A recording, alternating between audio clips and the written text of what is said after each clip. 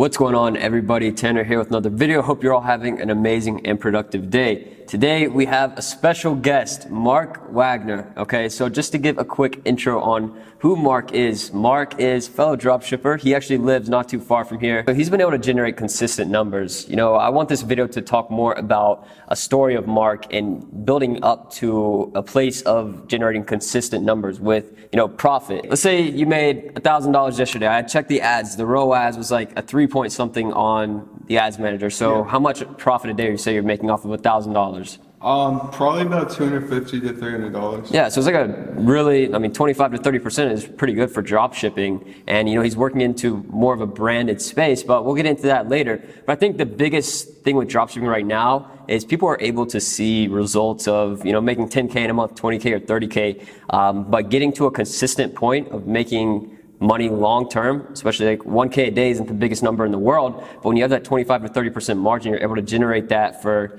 it's been pretty much almost every day this year if it averages out so far, something like that. But Mark is also, you're 18 years old, right? Yep. So we're the exact same age, pretty much. We both just graduated high school, but Mark started this when he was in high school. And I really just want to have this video to share some insights from someone else that's a similar age, maybe some difficulties faced in the beginning, being underage, things like that, and really just overall perspectives of the entire business model and how he's been able to, find his own niche and way of marketing that, hasn't been really discovered before. So let's go ahead and get into it.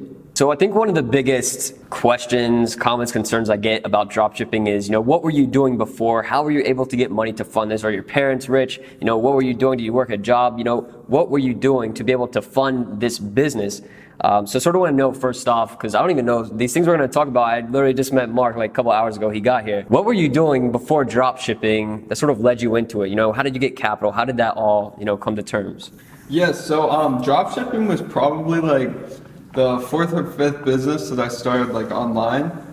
So before dropshipping, I failed with a bunch of other businesses. So one of the first things I remember doing was growing Instagram accounts. I know you did that too. Mm-hmm. Yeah, I had like 3 Instagram accounts that did not turn out very well. After Instagram, I tried to get into stock trading a little bit. I was into that for like 6 months, and I really just hit a roadblock with being underage. You can't sign up for those like trading accounts and stuff like that. Yeah. And my parents weren't down to like co-sign for me and stuff like that. So after stock trading, I moved on to affiliate marketing. And again, I couldn't sign up for a ClickBank account because I was under 18. But I really tried. I learned a lot, and I think that's really one of the biggest things for me is with every business that I've failed, like I've taken something out of it, and that's helped me be successful with dropshipping. So after affiliate marketing, I did actually start dropshipping, and I started my first store. I was like 14 or 15. I had probably like $150 saved up from just like random things like mowing lawns, like Christmas stuff like that. Yeah, mowing lawns. That's true. But so that's not really enough money to start dropshipping, especially now. I started with that, and I lost it all with Instagram influencers.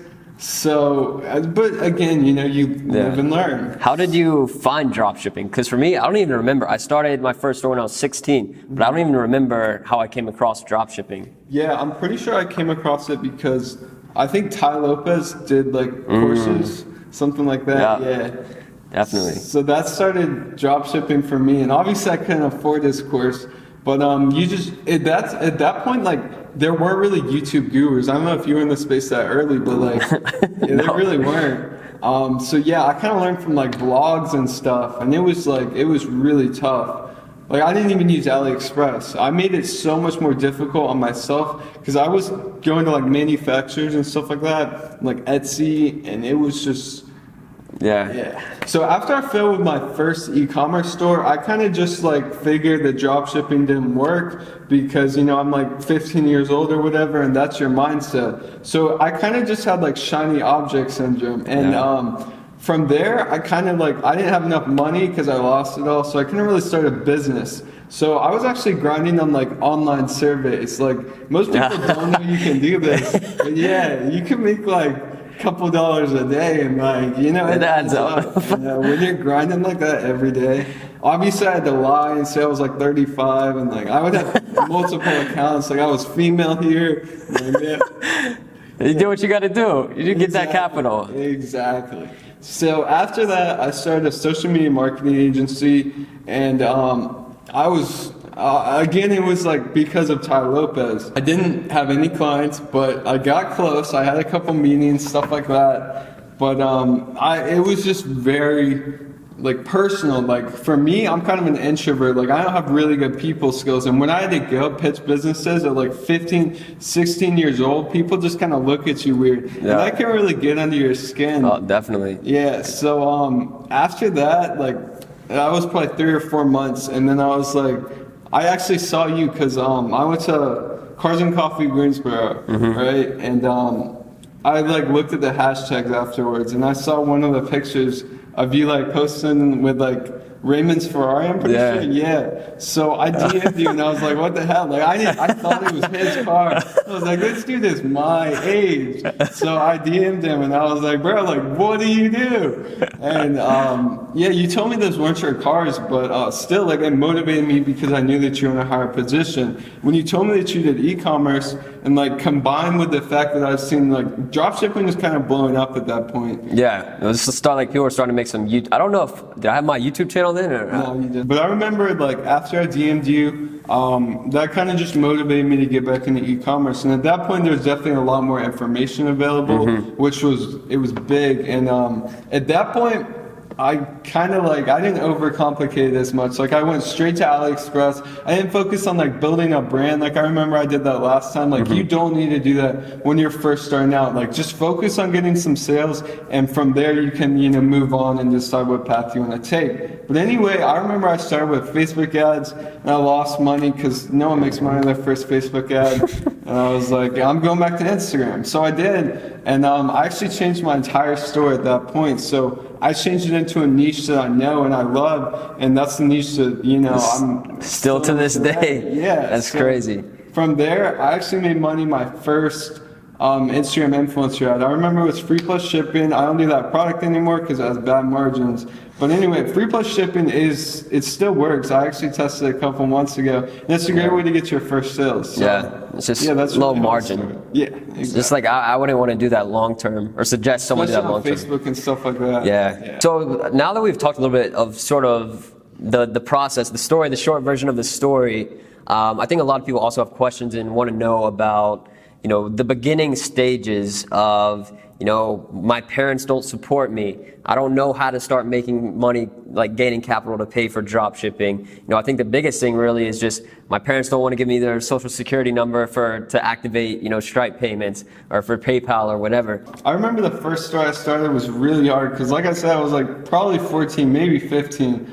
But that's really like, I'm sure that's weird when you're like 14-year-old comes up to you and like, you know, your mind is thrown with all these ideas, and like I was dumb enough to be like, there's all these people making millions of dollars with it, and so they're like, oh, it's like a get rich quick scheme. That's like what, it's a scam. My dad told me, he's like, this is a scam. You shouldn't do this. Exactly. Like they don't understand Shopify is like $1 billion company and stuff like that. But yeah, so I think probably after a couple weeks, I managed to sign up for like Shopify under their name. But yeah, that was my first store. And then obviously that was really hard. And there were other things that went along with that. Like I was talking about like ClickBank and stocks and stuff like that. Like you cannot do that under 18. And they just would not let me do that, period. But yeah, with PayPal and stuff like that, I used my dad's account for a long time. I remember I changed the name to my store name. I didn't mean to, but yeah, he still has it to this day, and he's so pissed because he can't figure out But yeah, so my parents were definitely, I mean, they were supportive, I would say, of like entrepreneurship and stuff like that. But as far as like making money online, until they actually saw results and they saw that like this actually works and, you know, you're not going to get scammed and stuff like that. There's just that skepticism there. Exactly. Like I understand it though, because, you know, someone who didn't grow up with the internet, and making money online is such a new thing. Yeah, it doesn't have to be your immediate mom, dad. It just needs to be someone over 18 that can help you out. So just do your due diligence and research on that, and then find someone that's willing to help you. One thing I want to talk about is from the start, when you first got into drop shipping, what was your way of finding products? Like, how are you? I know you were doing Instagram influencers. How did you go about finding that first product that you sold, and what was it, if you remember it? Like first product that I sold successfully, or just first product in general? First one you made sales on, I guess. Yeah, so the first one I made sales on, it was kind of funny. It doesn't like happen with like, sorry, you gotta cut that out. But yeah, so the first product I made sales on, it's kind of weird because it's the complete opposite of like what I recommend for product research now. But anyway, this was just something that I wanted. Like it was something on my like Amazon wish list, and like it's just something that like I wanted to have. So I figured if I want it, then other people do. And so I just found it on AliExpress and started selling it. That's interesting, because I feel like even the products you're selling now, the niche store has to do with something you're passionate about, I guess, and it's making money. But I've always told people, and even for myself, like I never sell anything that I'm like passionate about, because you know, maybe I like listening to music or something, but it's going to be hard to sell just some random headphones. But obviously there's ways to go around, and you were able to find, you know, basically a subcategory of the niche of that you're interested in, your passion, and is able to sell something directly that's not necessarily trendy, but like almost anybody can use. It's a decent profit margin, been able to generate consistent numbers. So I always just go where the data goes. From the start, when you're first getting into it, I probably would not recommend just going after whatever you like, because that's going to take you a lot longer, which sort of leads into the next point. I think another thing is like, how long did it take you to actually see profitability, like consistent profitability? Like how many products did you have to test? Like maybe how much money you lost, if you know, something like that. I would say throughout like all like my entrepreneur journeys, I was probably down maybe like $800, $900, something like that, before I kind of started to break even at least. And like I said, that was probably like a 2-year journey, stuff like that. And I remember, like I said, I had shiny object syndrome, and that kind of correlated with what I was doing with e-commerce. So with the first store I started, I would have like, 50, 60, 70 products in there, which is what I see a lot of people do now, and it's a huge mistake, because what you really need to do is just focus in on 1 or 2 products, and you can probably make those work if the data backs it up. But anyway, I probably like actually advertised, I would say like 6 to 8 products probably before I found that one that made sales. And I wouldn't say that's a winning product per se, because I didn't break even on that product, but I did make sales, which is obviously a great feeling. What were you doing with like the actual ad creatives? Like, were you making your own images, like videos? Like how was that? Or you just take somebody else's?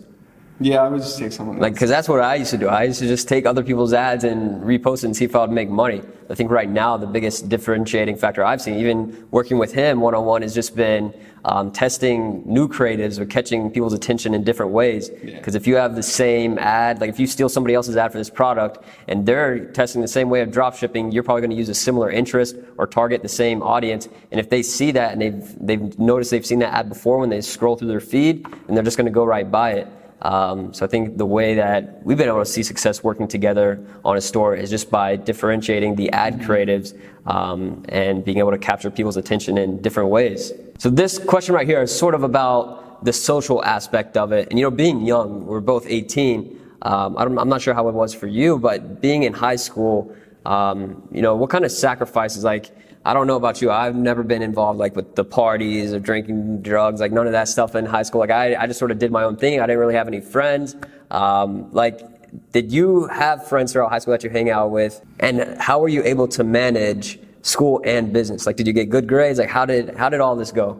I feel like there's like a fine line between like dabbling on the side of entrepreneurship and stuff like that, and actually like dedicating like every day to it. So I would say when freshman, sophomore year, when I wasn't like entirely like enveloped in my business, and I would say that it was pretty easy to balance school and life and obviously work. But as time went on and you kind of realize that this is what you want to do for the rest of your life and stuff like that, and you spend more time on it, then obviously you have less time for school and for friends. And as far as like the social side of things goes, I would say that I didn't completely cut my friends off or anything like that, but as time goes by and you like don't talk to them anymore because you're just like doing your own things and stuff like that, then relationships kind of fall apart, and that's just kind of just one of those sacrifices that comes with entrepreneurship. And I mean, I've kept the people close to me that I want to have close to me, but you know, stuff just happens. It's like the real people are the ones that'll stick with you and understand that you're like going through a process, and like you'll treat them right once you're at a level, like whatever, you'll help them out. But yeah, as far as school goes, my parents were always really, really harsh on me with grades, and it was a little better this year because I had like a business and like something to show for my not so great grades. But yeah, I've always gotten like low B's and, you know, low A's, stuff like that, throughout high school. So that really hasn't fallen particularly. That's good. Yeah. I don't know about your family, but mine's very, very traditional in the sense of, all right, you're going to go to high school, go to college, get your degree, get a job, you know, the whole, it's like a little funnel. They try to push everybody through the same funnel. Exactly. And it just doesn't work for some people, especially when you're like, when you start early, like it's completely different than if you're like 35 years old and become an entrepreneur. Yeah, because we don't have families with kids that we don't have to pay mortgage, all these car payments and all these things. Like we're young. I think it's a great time for anybody. It's a great advantage. Like if you're watching this and you're young and you still live with your parents, then like there's absolutely nothing that you can lose by starting a business, because I mean, even if you lose all your money, what's going to happen? You're a normal student living in your parents' house. You know, you're eating your parents' food, living in their bedrooms. Like you fall back. That's it. If you're someone that's 35 years old and loses all his money, and you have a family, a house, and car payments and all this stuff, and you don't have money to provide, and you don't find a way to make those ends meet, then it's like, oh, you and your family's homeless. You can't eat, or, you know, obviously you don't want to put yourself in that bad of a position, but like those are the things that can actually happen if you aren't careful. And it's the complete opposite as a young person. Also, I think it's very good just being young. Like I still know there's so much to learn, so much to do, and I think as young people, like in business, obviously we haven't made the most money in the world or anything like that, but we've been able to learn a lot, not just about business, but I think in life in general, and sort of how the world works. Because obviously I see memes all the time of people like, oh, why doesn't school teach taxes and all this stuff? And it's like those things are important. Like we've been forced to learn those things on our own pretty much. Because of the situation we put ourselves in. More money equals more problems. It's true. So now to get into dropshipping, it's 2019 now. You know, the common thing is dropshipping saturated. It's too expensive. It doesn't work. As someone that's been doing this for a couple of years now and been able to see consistent numbers, even obviously into today, you know, what would you say is the current state of dropshipping? And let's say I'm one of those people that say dropshipping's dead. Yeah, I mean, that's just like, it's so stupid. Because like, if you think about it, like obviously there's more competition, like you said, but day by day there's just gonna be more competition. But the fact that there's still people making money like us, and so much more people that are making a lot more money than us, like it shows dropshipping is not dead. And obviously there's a bigger learning curve than there used to be, but I mean, it's still completely possible to make money. And what would you say has really changed compared to last year and this year? You know, within your dropshipping results, you know, we'll get into the ads in a minute, but just like the overall structure, is there anything really you've changed, like big functionalities that have changed between last year and this year, your dropshipping? I would say like, not really for the store that we're talking about right now, but for the new stores that I'm running and new products that I'm testing, you really have to work to make your stores look trustworthy. Like that's something I didn't really focus on before, but as dropshipping is getting more like exposed, like more people know what it is, and you have to work harder to not look like a dropshipping store. Definitely. I think that's just the brandability part of it. And a lot of people overthink it too, and they spend too much time on it, and it still doesn't even like look good. There's just things you have to do to sort of stand out and differentiate yourself, which is I think the biggest thing like I talked about earlier in this video with the different ad creative. So just sort of to get in the ad side of things, which I know all of you guys are curious about Facebook ads and all that. I think it's, as far as for me in today's time, I guess we'll sort of tie this up with when we started working together, what happened. Because what I started noticing a couple of months into this year is that the more ad creatives I was testing per product, the higher the success rate of product testing that I was seeing, as well as just better results overall within each ad. It's just testing cold audiences of interest. And when you came to me, you were just doing, you had data, you were doing all your custom audiences and all that stuff. And let's say you had like 5 ad creatives that were working really, really well. And you just wanted to get your profitability increased. And then I was like, all right, I have this thing I've been doing is testing new ad creatives, because I heard from someone talking about they had built a very successful e-commerce store, and they're like, yeah, we update this store with little functions every, couple of months, just to sort of refresh the audience. And for people that have already seen us and didn't buy, sort of, give them a new interest of, who we are and what we are. And I think for the ad level, like what's been your main strategy when product testing, or even just like to the point of the store you came to me with as was already making money? So one thing I've started doing recently that I didn't used to use is, like you were saying, like you really have to come at customers with like a fresh perspective and a new advertisement. So previously I had just been I found a winning ad and I had just kind of been running it into the ground. So when I started to use different types of, obviously I was testing new creatives and stuff like that. But you came to me with a strategy of just modifying your winning ad, and that has worked incredibly well for me. And not only just modifying an ad, but adding multiple ads for each ad set on Facebook ads, that's just been incredible, because especially with CBOs and stuff like that, I obviously don't know how the Facebook algorithm works, but I'm sure if people see an advertisement 3, 4, 5, 6 times, then they're going to be less likely to click on it. But if they see the same product with a different advertisement hitting them from different perspectives and stuff like that. And I think that's why it's been able to work so well. The strategy, I don't know, I made a video about it. I don't know how many people actually utilize it. But I've tried it with several different people, and including myself, and it's worked pretty well continuously.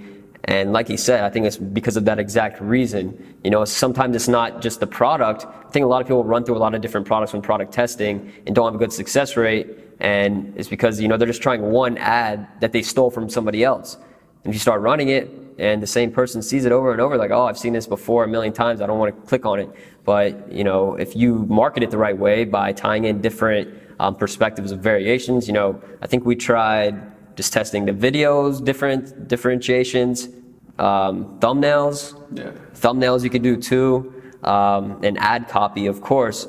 But there's just a lot of ways to it, and just by changing different perspectives, you'll be able to find some, really, really winning ads that you can just use over and over for, the normal strategies that you may be doing. So Mark, I want to ask you for the video, what are your goals over the next couple of months, would you say, within dropshipping? Because just to give you guys a quick overview, we talked about the store that I've been helping him with. It's a store he's been running for a while, selling, very a sub category of a niche of products, and just drop shipping it on, I wouldn't call it a general store, but it's like a niche store. Yeah, it's like a cross between both. Yeah, but now you're taking it to the next level. What are you doing? Yeah, so I'm really going to focus on branding, because one of the things that I saw is I probably had 200,000 website visitors or more, probably more, and I've made 160K this year. So conversion rate is huge, and I know that branding really, really helps with that. And like I was saying before,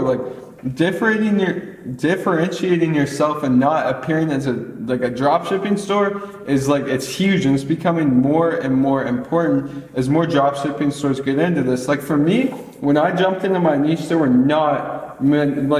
I didn't have much competition. It was kind of blue ocean besides some actual established companies. But now, when I have competitors stealing my ads and stuff like that, it's incredibly important to differentiate yourself. So this year, I really want to focus on branding, get some private labels, some wholesaling, faster shipping times, stuff like that done.